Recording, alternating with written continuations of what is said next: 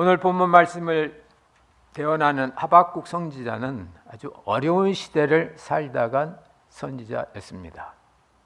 하나님의 백성들로 구성된 이스라엘 나라가 이방 나라 바빌론한테 멸망당하는 그런 망국의 시기에 하나님의 선지자로 부름을 받고 그 하나님의 뜻을 전해야 되는 그런 비운의 그런 선지자였습니다.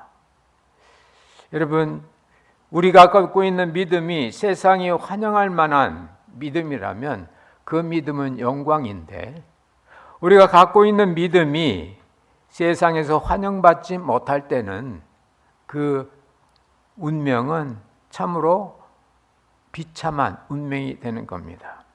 그런데 어느 쪽이든 영광이든 비참이든 하나님의 예언자는 맞습니다. 오늘 택함 받은 이 하박국 선지자는 후자입니다. 어려운 시대, 힘든 시대, 환난의 시대에 하나님의 말씀을 전해야 되고 하나님의 말씀대로 살아내야만 하는 그의 사명이 우리에게 있었습니다. 하박국서를 보면 그 하나님 앞에 따지는 내용이 나옵니다. 하나님이 살아계시다면 어떻게 이 땅에 이와 같은 일들이 일어납니까? 하나님의 선한 백성들은 환난과 고통 속에 살다가 죽고, 하나님 없이 사는 이방 사람들은 오히려 승리자로 저렇게 큰 나라를 이루며 살지 않습니까? 더구나 하나님께서 지키고 계신 이 나라가 어떻게 하나님 없는 이방 나라 바벨론한테 당해야 됩니까? 왜 우리가 그들에게 멸망당해야 됩니까? 왜 우리가 그들에게 70년 동안 종살이해야 됩니까? 하나님께 마구 대들었습니다. 그러나 하나님께서 끝까지 하박국 선지자를 통하여 그래, 내가 너한테 무슨 말을 하는지 잘 기억해봐라 하면서 유명한 2장 4절 말씀을 합니다. 의인은 그 믿음으로 말미암아 산다. 의인은 믿음으로 말미암아 사는 것이 아니고 의인은 그 믿음이 중요합니다. 일반의 믿음 가지고는 당시 이스라엘의 망국의 그 상황을 이겨낼 수 없습니다. 많은 사람들이 다 믿음을 포기하고 애굽이나 바벨론에 항복하는, 살기 위하여 그들을 믿음을 포기하는 그런 상황이었습니다. 그러나 의인은 죽을지라도 그 믿음으로 산다. 여기서 말씀하시는 그 믿음은 환난을 이겨내는 믿음, 고난을 이겨내는 믿음, 환난과 고난을 이겨낼 수 있는 힘은 오직 믿음뿐이라는 걸 말씀하시면서 우리의 믿음에는 두 종류가 있다. 평범한 믿음이 있고 비상시의 믿음이 있다는 겁니다. 평범한 믿음은 우리가 예수 믿고 그저 편안한 삶을 살 때고, 비상시의 믿음은 환난과 고통을 이겨낼 수 있는 그 믿음이 바로 의인의 믿음이요, 그 믿음이 바로 어려움 속에서도 지켜낼 수 있는 그 믿음이라는 겁니다. 그래서 오늘 하박국 선지자는 하나님으로부터 이와 같은 믿음의 두 종류를 받으면서 자기의 상황 속에 들어가면서 노래한 것이 하박국 3장 본문 말씀입니다. 무화과 나무가 무성치 못합니다. 감람나무에 수출이 없습니다.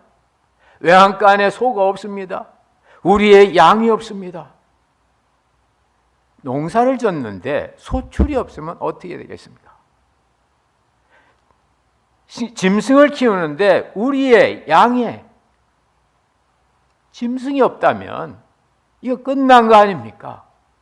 그런데 이미 하박국은 2장에서 환난 시에 필요한 그 믿음을 갖게 된 겁니다. 상황이 바뀌어서 무화과 나무가 무성하고 감람나무의 열매가 주렁주렁 매달리고 외양간에 소가 그득하고 우리의 양이 가득 찼다면 당연히 기쁘고 당연히 감사하죠. 당연한 감사합니다.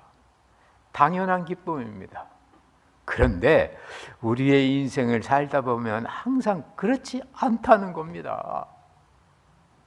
때로는 인생에 밤이 있는 것처럼 우리가 어떤 일을 시도해도 안 되는 때가 있고 기대했던 치에 못 미치는 때가 있다 그 말입니다. 그때는 당연한 감사가 아니라 비상시에 감사한 겁니다. 내가 그럴지라도 무화과나무가 무성치 못하고 감람나무에 열매가 없고 우리의 외양간에 짐승들이 없을지라도 그럴지라도 나는 기뻐하고 감사할 수 있는 믿음이 있다. 그 믿음은 바로 여호와 하나님으로 말미암는 그 믿음 때문에 그는 그 상황 속에서도 기뻐하며 감사하며 살 수 있다는 겁니다. 여러분 혹시 여러분 아들한테 맞아본 적 있으세요? 여러분 아들이 네가 왜 아빠 맞아? 네가? 하면서 막 이렇게 대들고 나중에 힘이 강하지만 나이 많은 아버지가 지더라고요. 아들은 힘이 세니까 젊은 청년이니까 그때쯤이면 아버지는 이미 노인네가 다 돼서 아들이 툭 밀어도 그냥 아버지가 툭 나가 떨어지는 그런 상황이 있다면 여러분한테 그런 상황에 아버지라면 여러분 어떻게 했습니까? 참 창피하고 부끄럽고 어디 말 못하겠죠. 그런데 동일한 상황이 시편 3편에 보면 나와요. 다윗이 그 아들 압살롬에게 당해서 자기 와이프 10명 다 뺏기고 심지어는 자기 왕의 자리까지 아들한테 뺏기는, 그리고 자기는 처절한 신세로 기도원 시내를 넘어서 도망가는 그런 신세의 모습이 시편 3편입니다. 근데 여러분 시편 3편을 보면 어떻게 다윗이 이렇게 강한 믿음의 말을 하는지, 나의 머리를 드시는 이는 내 아들이 아니고 내 왕좌가 아니고 여호와 하나님이라고, 나를 막아주는 것은 나의 친적이 아니라 하나님이라고, 여호와 하나님이 나의 방패시라고, 여호와 하나님은 나의 구원이시라고, 나의 기쁨은 자식이 잘돼 성공한 게 아니고 여호와 하나님 그분 자체가 나의 기쁨이라고, 여호와는 나의 기쁨, 여호와는 나의 방패, 여호와는 나의 머리를 드시는 자라고 힘있게 외친 시편이 시편 3편입니다. 이미 하박국 3장을 읽어보신 분들은 이 하박국 3장을 찬송가라는 걸 압니다. 오늘도 본문 말씀 끝에 보면 노래란 말이 나오죠. 이 노래는 영장을 위하여, 영장은 지휘자를 위하여 내 수금에 맞춘 것이다 노래입니다. 그런데요, 하박국 3장에 나오는 이 찬양을 보면요, 하박국이 어렵고 힘든 그런 게 전혀 없습니다. 현실은 어렵죠. 성경에 보시면 창자가 떨렸다고 그러잖아요. 바벨론이 이르스사를 공격한 말을 듣고 처소에서 집에서 막 몸이 덜덜덜덜 떨리는, 너무 두렵고 무서운데, 그런데도 여러분 그 하박국 3장에 보면요, 셀라란 말이 3번이나 나옵니다. 거룩한 자 주께서 바란산에서 오시는도다 셀라 3절, 주께서 활을 꺼내시고 살을 바로 날리셨도다 셀라 9절, 주께서 악인의 진머리를 치시며 그 기초를 밝히 드러내셨도다 셀라 14절. 셀라라는 것은 공명인데 이 곡은요, 승리의 찬양의 기쁨의 환희의 곡입니다. 셀라. 여러분 시편 읽다 보면 가끔가다 셀라 나오죠. 그럴 때마다 소리를 높여서 힘있게, 마치 부활절 성가대 찬양하면 사셨네 예수 다시 사셨네 할 때 앞에 거기 못 가두네 예수, 이 조용히 갑니다. 갔다 이제 거 가면 지휘자가 막 크게 하라고 세게 하라 사셨네, 사셨네, 예수 다시 사셨네. 그 찬양을 이렇게 보면 그 부분에 아주 강조합니다. 그게 바로 셀라입니다. 하박국이 자기의 현실을 보면 망해가는 이스라엘 앞에서 처절하게 낙심과 절망 속에 있지만은 하나님을 생각하니까 노래라도 찬송이라도 힘있게 하자 하면서 이걸 찬송을 힘있게 하라는 세라는 말을 3번이나 나온 겁니다. 여러분, 이게 인간의 위대한 점이고 인간 속에 있는 하나님의 형상 중에 하나입니다. 어려운 상황 속에서 힘있게, 어두운 상황 속에서 밝게, 안 되는 상황 속에서도 가능성을 바라보며 나아갈 수 있는 그 힘이 바로 죄를 이기신, 어둠을 극복하신 하나님의 모습이 우리 안에 있음을 믿으시기 바랍니다. 바로 하박국은 그걸 경험하는 겁니다. 그러면서 참으로 자연스러운 당연한 감사가 아니라 어떻게 보면 억지 감사인데 할 수 없이 하는 감사인데, 그러나 억지라도 할 수 없이라도 하는 것이 의인의 믿음이라는 겁니다. 하는 것. 살기 힘들어도 사는 것. 안 되는데도 되는 줄로 믿고 나가는 것. 그 길은 분명히 죽는 길인데도 부활의 주님을 믿고 나가는 것. 그게 바로 의인의 믿음이고 환난을 이기는 믿음인 줄로 믿습니다. 당연한 믿음, 당연한 감사가 아니라 어려움을, 환난을 이겨내는 이 믿음, 환난을 극복하는 이 감사가 우리 가운데 임하시기를 주의 이름으로 축원합니다. 그리하면 하나님께서 분명히 그렇게 되는 겁니다.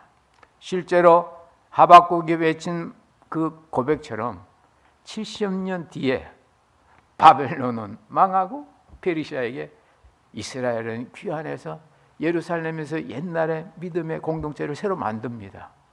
그때 이미 하박국은 천국에 가고 없습니다. 믿음은 다음 세대까지 보는 게 믿음이에요. 다음 세대까지 하나님의 역사를 믿고 외치는 게 믿음입니다. 그래서 믿음의 조상 아브라함과 사라는 그들이 거할 성을 멀리서 보고 믿었다 그럽니다. 히브리서 11장 보면 이 사람들은 멀리서 보고 믿었다고. 장차 오실 예수를 통해서 나타날 그 가나안의 그 안식의 그 천국의 모습을 아브라함은 멀리서 보고 믿고, 비록 외방의 나그네 같은 인생을 살았지만은 천국에 있는 천국 백성으로 살다 간 겁니다. 진짜 사랑은요, 다음 때까지 갈 수 있는 게 진짜 사랑입니다. 진짜 믿음은요, 안 되는 상황 하기 싫은데도 살아주고 같이 하는 거, 이게 참 믿음인 겁니다. 하박국 선지자는 그런 상황 속에서도 소출이 없고 열매가 없고 짐승들이 없고 나라가 망해도, 그러나 하나님 때문에 내가 기뻐하고 감사한다고 그와 같은 고백을 하나님께 드렸습니다. 그래서 하나님께서 하박국에게 응답을 주셔요. 3가지입니다. 첫째, 상황은 너에게 도움이 못 된다 그랬습니다. 너의 도움은, 너의 힘은 상황이 아니고 나다. 주 여호와가 나의 힘이라고. 상황이 우리의 힘이 아니라는 겁니다. 하나님만이 우리의 힘임을 믿으시기 바랍니다. 주 여호와가 나의 힘이라고.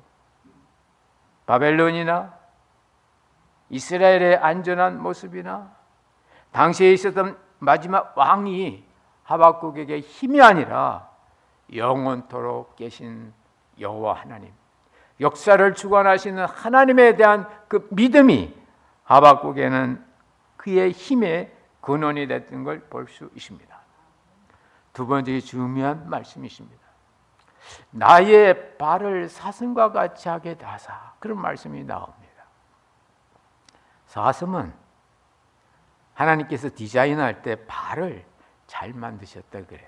그래서 사슴 발은 그 안에 이 근육이 이렇게 발달하고 해서 딱딱한 방이나 이런 데 막 뛰어다녀도 워낙 그 발바닥 그 근육이 탄력 있고 좋으니까 그냥 막 뛰어가는 거예요. 여러분 옛날 스위스에서 비싼 운동화 있었는데요. 이렇게 보면 이렇게 참 두껍습니다. 근데 그 개발한 분이 바로 이 사슴의 발의 그 모습을 이 쿠션과 이런 게 있어가지고, 그러니까 이렇게 구불구불한 걸 그거 신고 가면 별로 느끼지 않고 편안하게 걸을 수 있는 그런 신발이 있었던 걸 기억합니다.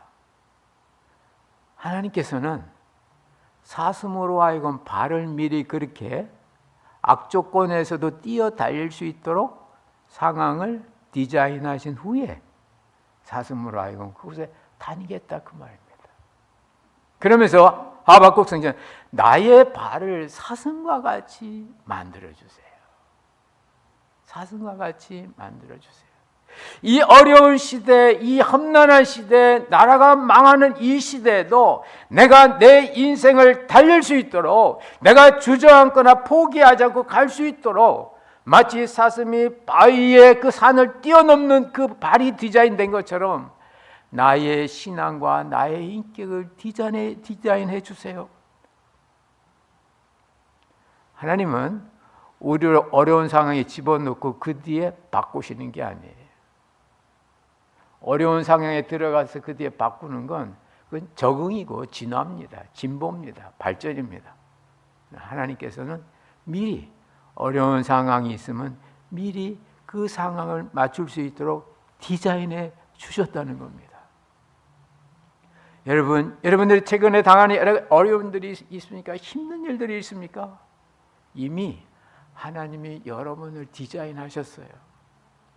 5년 전, 10년 전, 20년 전, 여러분 이것보다 더 힘든 상황, 이것보다 더 답답한 상황, 이것보다 더 실패되는 상황 속에 있을 때 그때 여러분들께서 그걸 어떻게 디디고 나오셨는지, 그때 하나님께서 나에게 가르쳐 주신 것이 뭔지 보는 것이 필요합니다.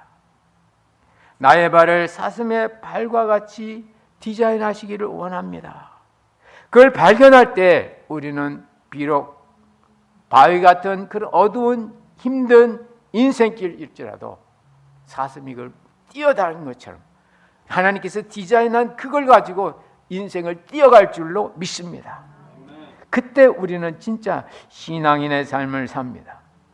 세 번째로 여기 보면 그런 말을 하세요. 나로 높은 곳에 다니게 하시사. 높은 곳에 다니게 하시사. 어려운 때일수록 품위를 지켜라 그 말입니다. 안 되고 답답할 때일수록 품격 있는 멋있는 사람으로 살아라 그 말입니다. 비록 지금 이 하박국 선지자는 나라가 망해가는, 농사진 것이 아무것도 되는 것이 없는, 양과 소가 하나도 없는 그런 상황인데도 자신의 삶은 나로 품위 있게 살게 해주세요. 나로 높은 곳에 다니게 해주세요. 흔히 사람은요, 일이 잘 안 되면요 포기해버립니다. 에이 되는 대로 되지 뭐, 골치 아픈데 막 마시고 막 그렇습니다. 그러면 죽어요. 영혼도 죽고 인생이 죽습니다. 제가 동물의 왕국이라는 그 아프리카 있었던 걸 이렇게 사진 찍은 걸 동영상을 봤는데요. 기린이 자기 새끼하고 이렇게 같이 있으면서 이렇게 이제 그 새끼를 보호하고 있는데 사자 3마리가 달려드는 거예요. 근데 본래 이 기린의 이 발은 굉장히 힘이 세서 한번 이렇게 탁 차면요, 사자 같은 게 맞으면요 배가 터지고 그러기 때문에 이 기린 같은 건 함부로 포기하지 않는다 그럽니다. 근데 이 기린이 사자가 막 공격해 오는데 공격하는 사자를 차야 되는데 자기 옆에 있는 애기 기린을 차더라고요. 그러니까 뭐 애기 기린 뭐 그 강한 어미발에 맞으니까 뭐 대번에 죽죠. 그러니까 그때 사자 3마리 달려들어서 어미 기린도 죽고 새끼도 죽더라고 말입니다. 그래서 저는 이 기린이 좀 머리가 좋으면 자기가 사자하고 붙는 사이에 새끼 기린이 저쪽으로 도망가게 만들든지 그래야 되는데 왜 자기 애기 기린을 왜 자기가 죽이냐 그 말입니다. 뭐예요? 이 기린이 사자 3마리가 오니까 갑자기 삶에 대한 욕구가 떨어진 거죠. 한 마리는 해보겠는데 3마리는 안 된다. 안 되더라도 끝까지 붙어가지고 그럴 건데 꾸준히 에너지를 자기 애기 기린 죽이는데 이렇게 쓰더라 그 말입니다. 사람이 어렵고 힘들면 품위가 떨어지는 짓을 하기 쉬워요. 그래서 가만히 생각해 보십시오. 막 실패하고 낙심하고 하면요, 갑자기 생활을 막 기준을 잃고 막 이렇게 합니다. 안 됩니다. 오늘 하박국은 그 나라가 망하는 이런 어려운 상황, 소출이 없고 열매가 없고 짐승이 없어도 나의 삶의 수준이 떨어지지 않고 나를 높은 곳에 다니게 해달라고 그렇게 기도하고 있습니다. 어려운 상황 속에서도 인간의 본성으로 살지 마시고 하나님의 신성으로 사시기를 주의 이름으로 축원합니다. 그게 신앙인 겁니다. 우리의 신앙이 늘 좋고 아름답고 밝은 낮이 아닙니다. 때때는 좁은 길 가야 되고 때때는 어두운 길을 만나고 때때는 우리의 상황과 맞지 않는 그런 여건이 있을지라도 그러나 그때마다 우리 심령 속에 계신 여호와 하나님의 신성으로 말미암아 그걸 이겨낼 때 우리는 정말 주님이 원하시는 삶을 살 수 있고, 놀라운 것은 그런 삶을 살면 우리가 미처 생각해 보지 못했던 영광과 승리가 바로 이어짐을 믿으시기 바랍니다. 사도 바울도 자신이 감옥 속에 있으면서도 포기하지 않았어요. 오히려 그렇게 고백합니다.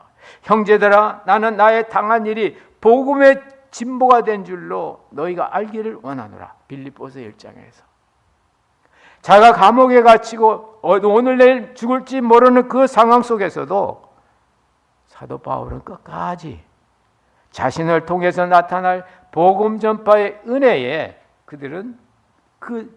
그들이 알아주기를 원했던 겁니다.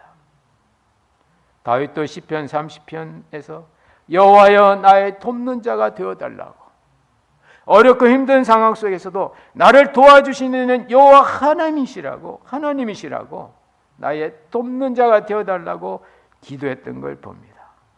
이 같은 이 하박국의 감사를 통해서 금년 11월 한 달도 정상적이고 당연한 감사가 있으면 감사한 것이고, 그것이 없을지라도 비정상적일지라도 어쩌면 비상식일지라도 아니가 감사가 안 될지라도 여러분 억지로라도 감사하는 마음을 내셔서 감사할 때 하나님의 크신 은혜가 임할 줄로 믿습니다. 하나님, 하박국 그렇게 기도했을 거예요. 무화과가 무성치 못해서 감사합니다. 하나님, 감람나무에 소출이 없어서 감사합니다. 외양간에 우리의 양과 소가 없어서 감사합니다. 왜냐하면 그걸 통해서 제 힘은 상황이 아니고 하나님이라는 것을 저로 깨닫게 해주시니 감사합니다.